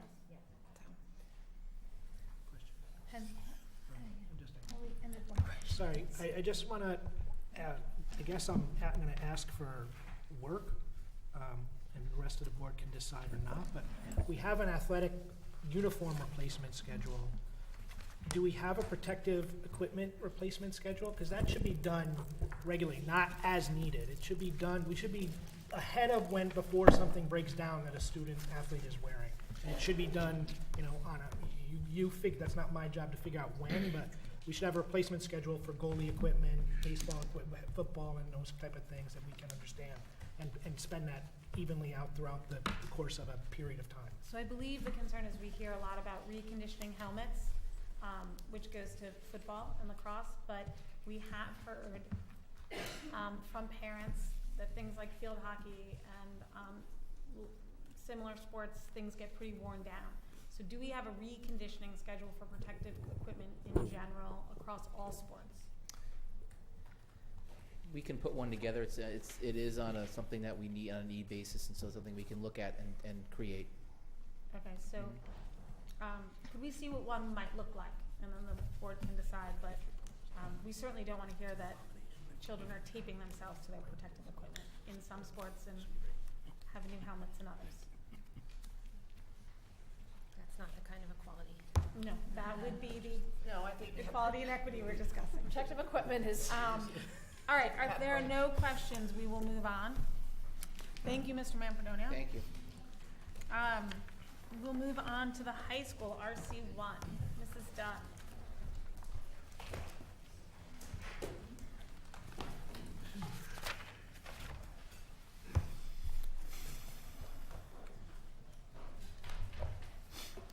Good afternoon, everyone. So I will begin by saying there really aren't terribly a high number of changes to the high school budget, and that is driven by our enrollment for next year. I described in the narrative the shifts in grades 9, 10, 11, and 12. The major shifts are between grades 9 and 10. Our current 9th grade class is very large, and so the incoming class will represent a decrease of 53 students in 9th grade. There is a corresponding increase in 10th grade of 44 students. So our expectation is sections of 9th grade courses will close, sections of 10th grade courses will open, and that we really won't have an increase in need there. Same basic shift in grades 11 and 12. So we predict enrollment down by 15 for next year. I say that carefully because we predicted an increase of 22 and we ended up with an increase of 44 this year. So we'll keep an eye on that obviously as we go. But our FTE in terms of instruction and the quality of the program we're delivering will be sustained with the FTE we have. So slight changes in the operating budget. Textbook consumables, we decreased by 850. That is something that has been going down over the years with the increase of technology used at the school. Science teaching supplies, we've requested an increase there of $3,250. And I know you may think I'm a little biased in this area. Former biology teacher. But this is an account, if you take a look at the year-to-date spending, we're already over $30,000 in this account. So these are increasing costs associated with providing a very strong science program at the high school. As you know, every science course has a lab component. Those labs meet 2 or 3 times a rotation, providing a learning period of 96 minutes, within which our students are acting as scientists. And so without the supplies to do that, we lose the inquiry-based learning that we are valuing so much. Account 25003 is our professional development. I'm sure you talked about this with the other schools, but we looked to create an account, a number of $80 per teacher. This is an account that is also almost expended for this year already. So we have an increase of $1,631 based on that expected use of $80 per teacher formula. This is an account that complements professional development that's done throughout the district. Our teachers can explore content-specific, day-long instruction, and it's an account that we might use if we have a teacher who we want to see improve in classroom management. We'll say, here's a day we'd like you to go and spend, so this can be teacher-generated or administrative. 25007, there's a slight increase, $1,000 there. Graduation expenses have been going up, and that is mostly the rentals and the planning for broadcasting in 2 areas and allowing that great celebration to take place. And 123001, we're starting to see some of our furniture. It's hard to believe. We opened the building in 2005, and so we're planning to begin to replace some of the teacher desks. We've tried to repair as much as possible, so we will be seeing some need to replace some of our furniture in the building now over time. So that covers all the significant changes in the operating budget. Mr. Burke. To take up Mr. Dineen's substitute topic just for a minute, because it just, in looking at the numbers, and so in 17-18, you actually spent $85,000 approximately on substitutes, and then last year, we thought, or you folks thought it would be $65,000, which was a pretty significant decrease. Now we're looking to budget $92,000, which is about a 50% increase. I know we talked in general about substituting across, the district, but is there, a particular, issue at the high school or more teachers doing professional development? Was there some significantly greater teacher absences because of significant illnesses? It just seems like a different number that we typically see.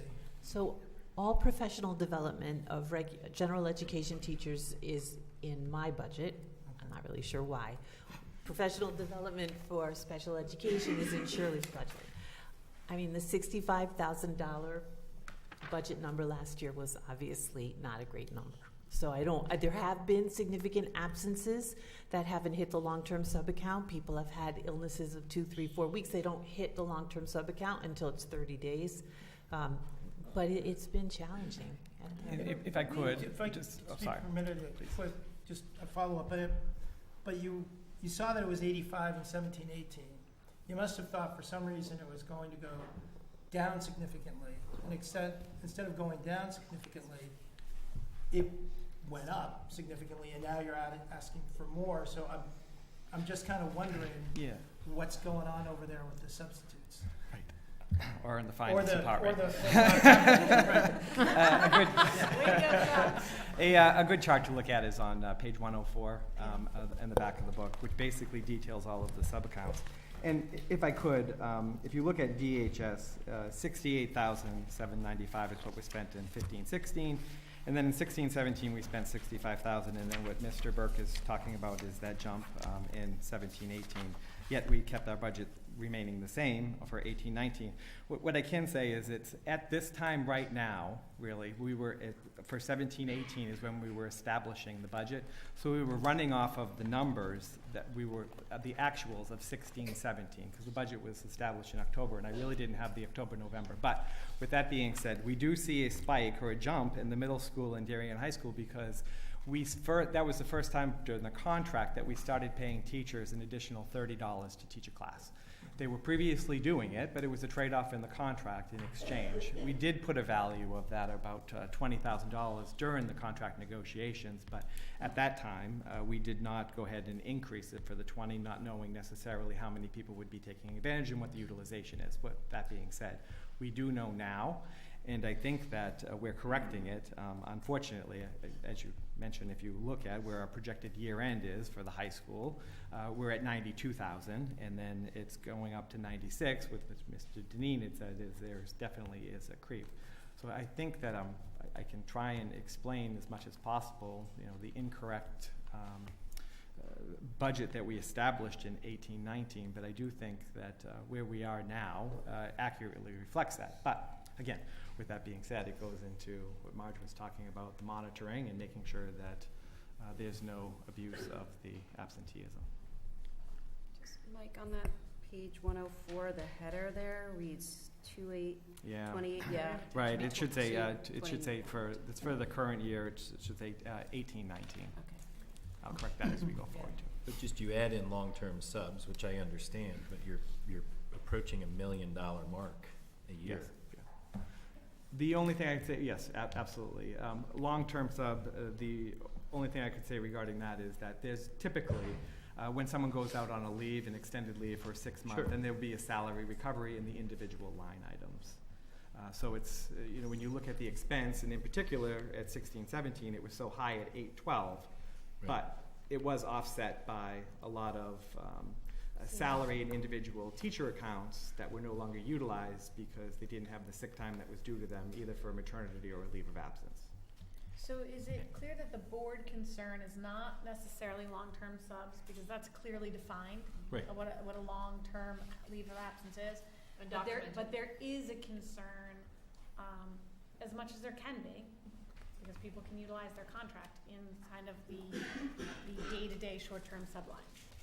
And that message, as we said earlier, should be delivered. Ellen, any color from you, Ellen? You run the school. No color, except that I think it would be interesting for us to look at actual absenteeism and not this dollar amount. I think because we are paying now per period, and we were not. So I'm not sure that it represents an increase in absenteeism of teachers as much as it is that we are, through contract, rewarding teachers for covering classes that they were covering 2 years before. But aren't we covering at a flat rate? Are we covering $30 a period, but if it's 5 classes a day for, I'm saying that I'm not necessarily agreeing that it's an increase in absenteeism. I don't know. We'd have to look at those numbers. But are you saying you don't know if there's an increase in absenteeism in your school with your teachers? From the year before, where it was at 60, I'm not positive. We had a lot of teachers who would cover a lot of classes. What was it, 85? What we said earlier. We didn't have full subs. We did not have full sub What we said earlier coverage. today was across the district.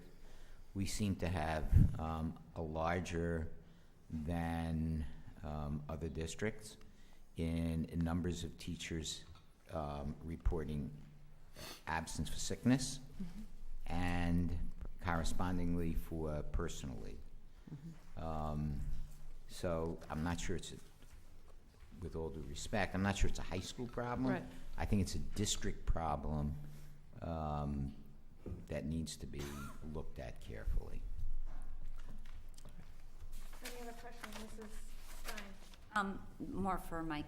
Can you just explain the .82 in curriculum supervision here in middle school? I understand our district chair people are no longer teaching a class, and I assume that relates to that no longer teaching this section. Shouldn't we see an offset somewhere else if we're adding the dollar amount there in teaching?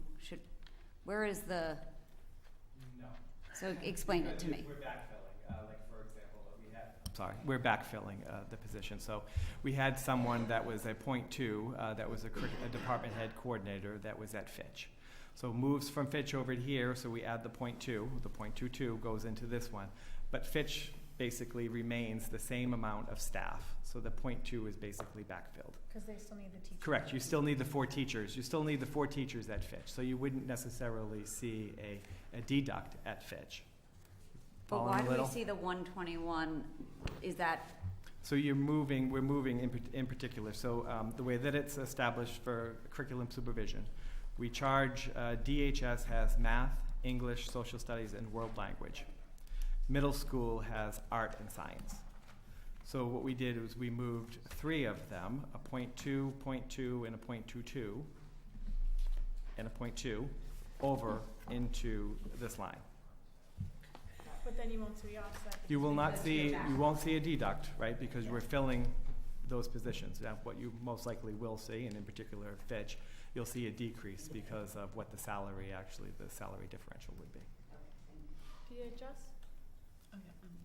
Mrs. Ritchie? Just on the science teachers, we had made a transfer in the fall due to attrition, but I see that number coming back up again. Could you just walk through what's going on with the science teachers? And if you could. Okay, well, go ahead. She has the answer. Oh, we had someone, not older, but we had a teacher leave early in the year, and we hired an expensive teacher to replace her. More More experience.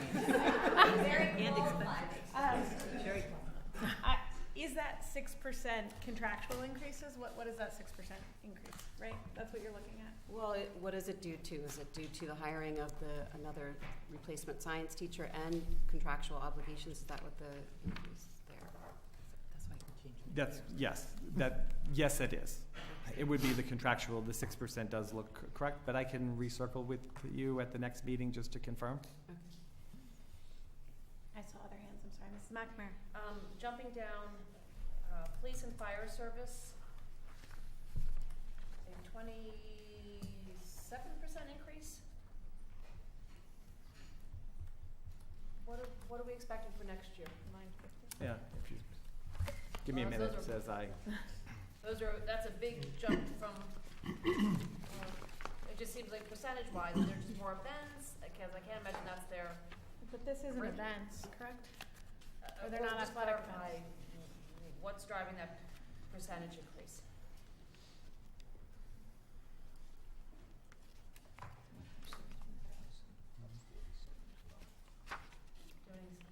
Come back.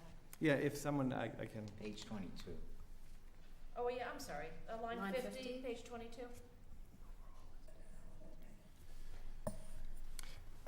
So that's the estimate. We have 12 fire watch events that occur for $1,400. And then we also have police traffic control and open house as well.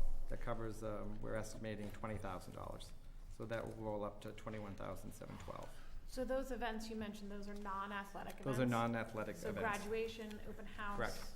Would they cover music events or no? No. Okay. But there are no longer any youth sports in there that we are? Correct. But it also includes any salary increases that contractually have gone to police and firemen. So, I'm sorry, so to clarify, or to confirm, the 27% is based upon the rate that we're being charged? Seems like I think it's rate and numbers of events. no, are the number of events also increasing? It just seems like a huge jump for just the rate increase, that's why I was. I can get back to you on the number of events. What I have here is there are 12 fire watch events, and then we also have on other events, we have police traffic control, and in particular the open house itself was about 2,100. Or But if you let felt me- you didn't have enough at Yep. that's. So we might But I need will follow more up police at the at next open meeting, house, yes. especially given the Maybe you felt you population needed rise more. at the high school. I'm not ignoring you, Mrs. McNamara. I'm just looking around. Anybody else, Mrs. McNamara? Sort of staying on the same idea, on the flip side then, when we rent out, we've talked about, rental fees and the high school is often used. Where is that money again? That would be in public facilities line, RC 12. We Okay. do building rentals you. there and use of Looking forward to fields find too. it. Any other questions on the high school? Guidance. We now, our director of guidance, 6 through 12, is that all in this line, director of guidance? Is it in DHS, even though that's a 6 through 12 position? Yes, it is. It's stayed the same. We have an individual line for the director, which would be on line 4, and then the rest of the guidance personnel is on line 22. Okay, and the fluctuations there are guidance, the people we've moved around in guidance? Correct. We've made some moves between on line 22 in particular, right? We moved one up, but that number would most likely stay the same for the director of guidance. It's a different union. It's a set salary for the following year as to what that would actually be. Okay. And then you'll see some movement between middle school and high school as employees have. If something happens at the end of the day and we do a different recruitment or selection, I believe that to Marge, we'd make that correction between the two. Any other high school questions? Any public comment on the high school? Not public comment, questions and answers, sorry. Mrs. Sartori.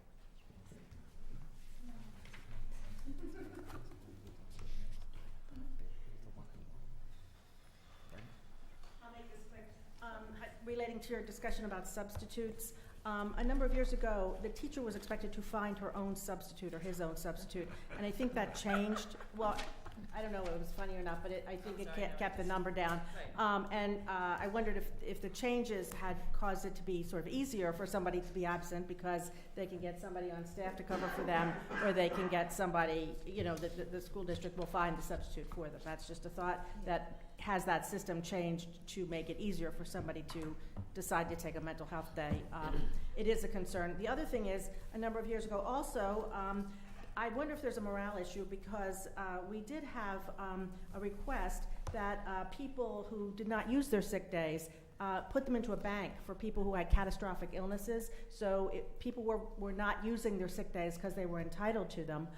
They were willing to accumulate them and give them to somebody else. So I think that's been a dramatic change to now, when it seems that what you're saying is people are using every day they can if they are entitled, the sense that they're entitled to the days rather than that they're using them if they're sick. So it just seems to me, I'm struck by the change. So can we clarify a little bit, because I think this happened last year too, and it helped inform. We're not saying every teacher is using every single day within their contract. What we are saying is when someone does have the ability to use in their contract and chooses to, short of catching them in doing something wrong, it's very difficult to argue that. I'm not sure that I would attribute that to a morale issue. I think the question remains, we're not sure what to attribute it to, but I wouldn't necessarily go to morale immediately. Do you find a morale issue at the high school, Mrs. Dunn? I don't. Okay. Any other public questions from the audience? Okay. Thank you very much.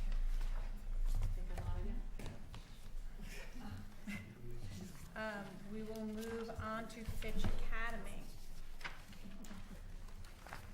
So my friend Linda Sorensen is here to help with questions, but I guess I want to begin at the end in some ways with Fitch. And Ellen, I'm sorry, before me, over here. Sorry. I'm handing out a revision to the narrative for Fitch. Ellen, somehow there seemed to be some miscommunication between my office and Ellen, so if you can switch this out and Ellen can speak to it if necessary. Sure. And then do we have copies in the back? Yep, I'm leaving it now. Beginning with the graduation at the end of the year last year. So we, as you know, piloted the program for the first year last year. We began with 12 students at the Darien Library as our home, and by the second semester we had added 3 more students, welcomed the Darien Library welcomed that increase and allowed us to increase past the number that we had originally agreed on. At the end of the year, 6 of those students graduated, and we enjoyed a beautiful ceremony in the Darien Library, which served as a closure to our first year and also a springboard for the years to come. And so instead of trying to describe the program, we've done a lot of that already. I wanted to give you a little bit of the words of the students and parents that came at the end of that first year. I can't thank you enough for everything you've done for me. This is a student. Thanks to your vision, hard work, and dedication, Fitch has become a successful reality. This is to the teachers of Fitch, I should be clear. Thanks to your strong support, I feel ready to begin college next year. Whenever there were bumps in the road, you navigated me through them. Another student, thank you for your kindness and encouraging support. I could not have done this without you. Thanks for always believing me and giving me hope. Another, thank you for changing my life. I can't wait to do big things together next year. Last, I just wanted to thank you again for my time at Fitch. I was only enrolled for a semester. However, I felt like I was part of a family. It felt like I was there since the beginning, which I wish could have been true. I just wanted to tell you that you're doing something special, and the opportunity to complete school at a place like Fitch is and will be a very special part of your students' lives. School certainly isn't for everyone, myself included. I'd rather be at home where I can relax, but this environment made me feel as if I were already home. And for that, I thank you.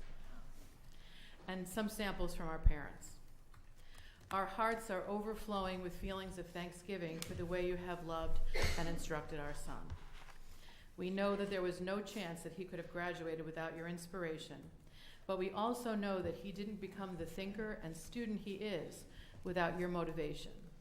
Thank you for always checking in on him to see how he was doing, for always caring, for always being gracious, and for always seeing the best in him. Thank you for your unfailing love for our son.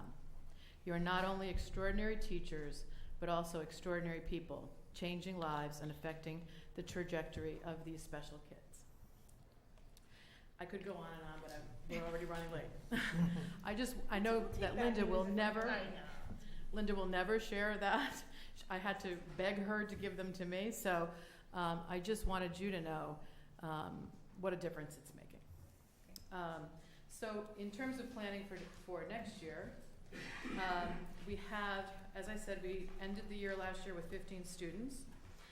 6 graduated, 9 students stayed on at Fitch. This year we celebrated the opening of the new facility, and we are grateful for that. It is beautiful, and we had a chance to see that with most of you this year. We're serving 22 students currently. 3 students are in the 9th grade. 10th grade has 4 students, 11th grade 3, and 12th grade 12. We expect that number of 22 to 24 will be our number going forward. And so the FTE that supports the current program will be sufficient to do that again for next year. I'm so grateful to Linda, who is the lead teacher there, and all of our teachers there. They truly are making a difference, and it's an inspiration for all of us, and for Darien High School as well. So. Well, that's certainly a morale booster. Do we have any questions on Fitch? Seeing them? Are there any? Mrs. McNamara? And then I'll come to Mr. Martin. Mrs. McNamara. Just commenting on the enrollment, and then we have an MD revenue line, which we know we added in. So you're at 22 now, and we can staff to 24. Right. We did reach out to the schools that we had discussed last year and let them know about the program. And we haven't had anyone bite yet, but we will do that again, and in preparation for next year, we'll do that as well. We have had some people interested in visiting because they want to replicate the program, but we haven't had any students attending from other towns yet. Mr. I had the same question. Okay. So we will keep trying.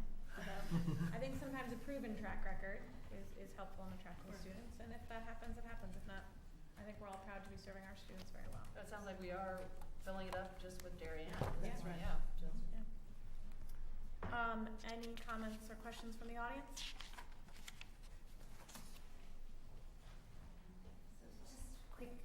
because I think obviously if it's just done great work, I think the one thing I noticed is that similar to ELP, the mental health professionals that may also help to serve this community of students are not delineated in the budget. So I just feel like, again, it's like a little bit of a thing to suggest that perhaps the RC 24 could be expanded to say not just special education, maybe special education and support services, because it really does, you know, these are not all students that have IEPs that are supported. They're supporting, you know, students from Fitch who may not have an IEP. Thanks. Any other questions from the audience? Thank you, Mrs. Donovan Sorensen. We will move on to technology.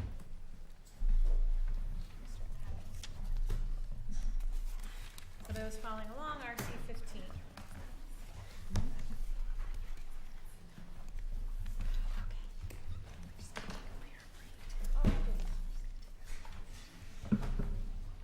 Good job. Yeah. Oh, right.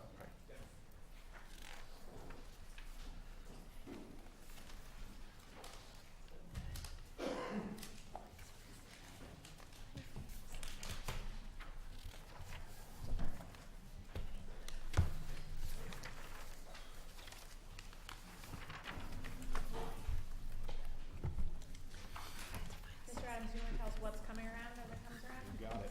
Yes, I'm happy to present RC 15. Overall, it is a reduction in spending by almost 1%. The budget is basically the same across the board. I'd just like to highlight two areas of RC 15, and those are the two spreadsheets that you are receiving right now, and there are some handouts in the back that most people have received already.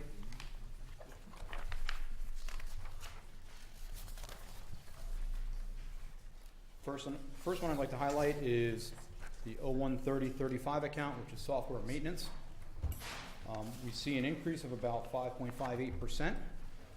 However, if you look at the spreadsheet, through aggressive negotiation, if we stayed with the same titles, we actually see a decrease from last year. So where last year we spent $703,000, the titles that were spent on last year are now costing $695,000. The increase is due to added titles such as School Cash Online, some high school titles, some classroom management titles at the middle school. The second area I'd like to highlight is the 123021 account, which is the new computer equipment. And I'd like to just go down quickly over these items. The first one is a district-wide upgrade of the wireless infrastructure. These are the new 300 series access points. The high school and middle school would receive these. Those that come out of the high school and middle school, which are 200 series, would actually flow down to the elementary school where they have the 100 series. So where it is a high school and middle school upgrade, it is benefiting the entire district. At the elementary school, 5th grade Chromebooks to continue the one-to-one initiative. This is one of the first years we're getting 8th grade Chromebooks out. We're going to not retire them, we're going to recycle them. We're going to put them at the 3rd grade. So the cost, we need carts for those 3rd grades, in a relatively small expenditure, but we need a place to put the Chromebooks for each of the classrooms. At the middle school, it's time for teacher laptop replacements. These are 4-year-old laptops. They're first generation i7s. They're fairly good laptops, but they've been beaten up for the last 4 years. So it is time to get new laptops for the teachers. Also in there is a music lab upgrade, which hasn't been touched in about 6 or 7 years. And unfortunately, we cannot upgrade those computers, so we have to go with all new computers. And then finally, at the high school, next round of iPads, which will actually finish our one-to-one initiative, giving all 4 grades iPads. That's it in a nutshell. Any technology questions? And if I Mr. could Amy? as well, I know we talk all about efficiencies and shared services. This is one area we do have a shared service with the town. So Jeff's staff does provide the assistance, the technical assistance with the town. You'll see here on line 593, that is the cost-sharing mechanism that we utilize with the town. So we basically, they offset the technology department by $212,000. Mrs. Going to the computer equipment budget, do you have a schedule going forward? Because obviously with all this equipment now that we have in our schools, the iPads will need to be replaced and refurbished. Is there a replacement schedule going forward, like a 5-year schedule? Because I'm guessing this number will probably remain pretty level over time. So we can, I guess, just assume that going forward we'll see a number like this every year? Exactly. Of the 500,000, 290,000 is, thank you, is going to be a consistent cost to keep the one-to-one initiative rolling. We will have to purchase for the 9th graders going in iPads and the 6th graders going in the Chromebooks. Then on top of that will be some of the remaining desktop upgrades, possibly some server upgrades. And we do have a schedule for that. We are actually in our final year of a 4-year plan that we developed with Dr. Brenner. We will have to develop a new one going forward. Okay, so we can look forward to seeing that at some point in the future. Any other questions, Ms. McCannon? I just want to jump on Deb's in agreeing that as a board member, it's really helpful to see this kind of schedule. So I appreciate seeing this, and in fact, if we could do it over years, it's just helpful for us to see the fluctuation, a longer-term replacement schedule in the future. Sure. Thank you for this. You got it. Mr. Deneen. Just in 576 temporary hourly services, I don't know if there's a timing issue with only a couple of $600 being accrued, and just a little information as to what that encompasses that has to do with support we need as we roll out some of these new programs. Exactly. That will take in account anybody we need to hire for the summer to get these devices in the hands of the students, or possibly over break. If for example, a mass amount of older Chromebooks coming in this year, we had to just get them, deprovision them, and get them recycled. Thank you. Could you talk a little bit about how we're seeing the wear and tear, not on whole units that we graduate out, but how wear and tear is going through the years in students, and we've got enough to replenish if someone's cracks or something breaks, we're comfortable? Yes, we do. We have chosen, let me start at the high school. With the iPads, we have chosen a very good model of case for the iPad. I thank you for that. And we have seen very little breakage up there. We've been very fortunate. What we can fix in-house, we will. We do have a company out in Norwalk who will fix anything that can't be fixed in-house. But we're seeing very little there. We're seeing a little bit of a spike is at the middle school. The Chromebooks that we have purchased, they're the same model across all 3 grades. They are a ruggedized model, but we're seeing a little bit more breakage now. And we're going to have to revisit that and see if we can either change the model out or maybe some more training for the kids. We're not sure right now. So. Okay, great. Passing ad. Sorry, guys. Mrs. McConnell. Jeff, I know we've talked about this consultant services line. Is this intended to stay ad infinitum? Can you remind me, or is this a couple of years until we kind of get everybody established? No, this is every year. This Okay. is an outside company that helps us monitor the network, keep it running efficiently and optimally. Okay, thank you. Any other board questions? Mrs. McNamara. On this, the document here with the different programs, just a clarification, the assessments that are listed here versus the assessments that was mentioned in Dr. De Silva's presentation, could you just clarify why are some here and why are some under yours? World language jumped out at me because you highlighted that in yours. I believe that's actually the only one. The reason that they were originally put in my budget, it was actually MMS and the elementary schools because it was a new assessment at that time. And so those 2 assessment pieces ended up in my budget, and DHS's World Language Assessment had actually always been in the technology budget, which we ran into the same issue last year. In theory, we can put it whichever way the board would like. Right now, middle school and in theory, DHS will have the new assessment stamp. The elementary school's assessment was there, as was the middle school, just because it was new, and new typically ended up in my budget, but it can go either way. We can pull DHS assessment into mine, or mine into Jeff's. It doesn't matter to me, it's just as long as it's a little bit more consistent. Yeah, for clarity purposes, it Yeah. should be. The three should either be together unless it's a brand new, I'm not even sure it really matters in this particular case. With textbooks, for example, when they're brand new, they come out of my budget. When they're replacement, they come out of the schools. This isn't exactly the same, so I'll leave it up to the discretion of Mr. Feeney or the board. Yeah, just so when I see world language in both, it looks like it's the Understood, yeah, same, that's the we're only double one that's counting. there. And we actually did have a similar dilemma last year. The only issue then was that, actually last year it wasn't new at all. This year we have a new assessment, so. Yep. As it makes sense to go ahead and consolidate all of those into one, so at the next cuts and adds, I can forward off to the chairman that potential cut that would basically move from Susie's budget over into this one in order to make it official. If everyone agrees that that's Yes. fine with some narrative, that would be great, thank you. If it's more consistent, I mean, Absolutely. board-wise, I'm fine with that. Mrs. Ritchie?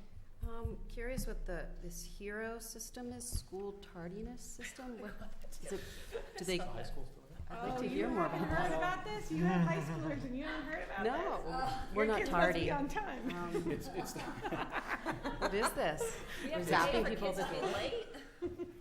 It is. It's for the students when they walk in. Apparently, there is a difficulty of getting the kids through the attendance officer. Okay, so this new system actually allows the kids to scan their new ID badge. It immediately prints out a receipt, and everything gets recorded. And now they're developing reports on Okay, tardiness. so they'll be scanning their ID when they get into the building, and that'll give them the pass to go to class, is that Correct. right? Yep, Okay, yeah, so they don't have to go see. Exactly, and it's a process. Very efficiently. Okay. Yeah. Oh, it works? We're getting a little punchy up here, I'm sorry. Welcome to having boys. I was just kidding. Any other questions? I'm sorry. Seeing none. Are there any questions from the audience on technology? No? All right. Well, we're not quite on time, but we are going to take a quick bathroom break, or a 10-minute break. And we will be back. I thought you were gonna take it away from us. No. No, it's Terry.